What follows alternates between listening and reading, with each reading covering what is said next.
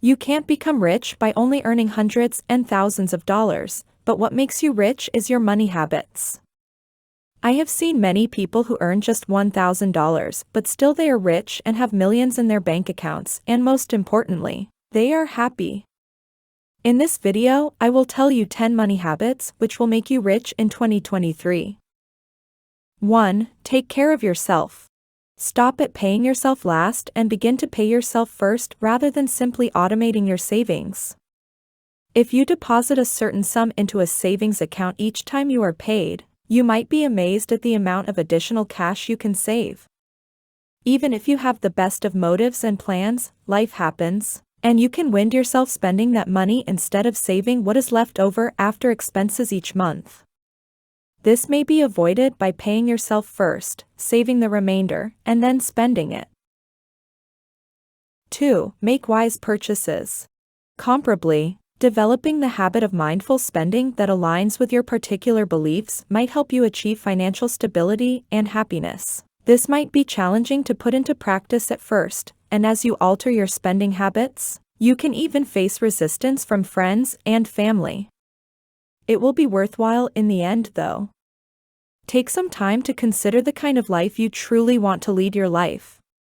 Next, make tiny adjustments to your expenditure plan to mirror your desired lifestyle, whether that is saving money for vacations, relocating, or simply spending money on eating out with your loved ones, if you like nice dining. Since I'm the first to admit that I place a value on some of these things, there is no need for judgment in this situation. But I must caution you against regularly dining out in restaurants because doing so could strain your financial budget. To know more financial tips, do subscribe our channel and also like this video. 3. Monitor your spending. I began keeping track of my expenditures before I even created my first budget.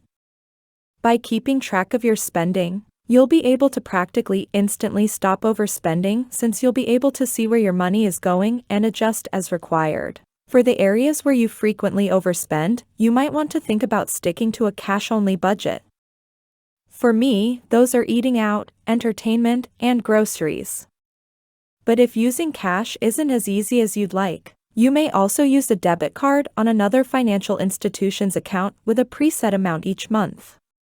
You may monitor your spending with a basic spreadsheet, an app, or even the old-school manner with a pen and paper. Once the balance in your card ends, just stop using your card then and there. 4. Automate your finances. Automating my money has helped me a lot, and it was the first thing I did and still now I am doing. Every day, we all have to make hundreds, if not thousands, of little decisions and keep track of several items. By automating your money, you may relieve yourself of one of these daily burdens. For several of my regular monthly expenses, I have automated bill pay set up for this reason. I've also set up automatic transfers from my checking account to my savings account to aid in the ongoing development of my emergency fund and other savings.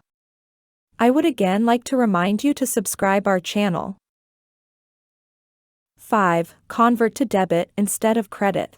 Shredding your credit card and switching to debit card is one of the finest habits you can form if you are prone to squandering money and accruing credit card debt.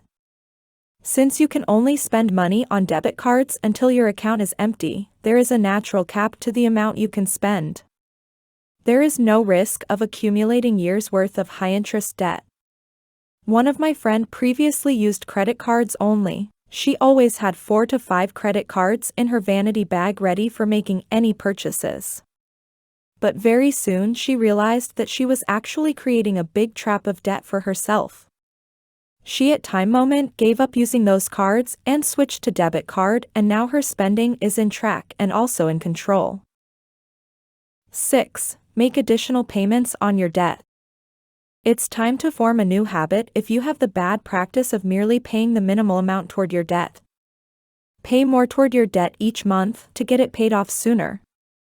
Even if you don't have much extra money, a few dollars might go a long way.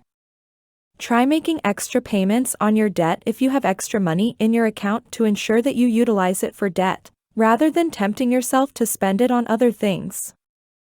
7. Start your investments. In the same way that it's important to take care of yourself first, you should also make sure that you've provided special attention to your future self by setting aside money for retirement and other requirements. If your workplace has a retirement plan, joining it and making contributions is the simplest way to start investing.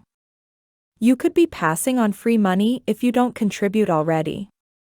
All these investments are just okay, but you should still invest in other assets and plans offered by banks, nevertheless, even if your workplace does not provide a retirement plan. Right away, open a Roth IRA or IRA and begin making regular contributions. 8. Avoid becoming discouraged by bad days. We all make mistakes and have terrible days, regardless of how much progress we make with our finances. It's possible for us to make a poor financial choice or run into some unanticipated costs, maybe a car servicing or home repair. But mastering the ability to accept them and move on is the key to overcoming them and getting back on track.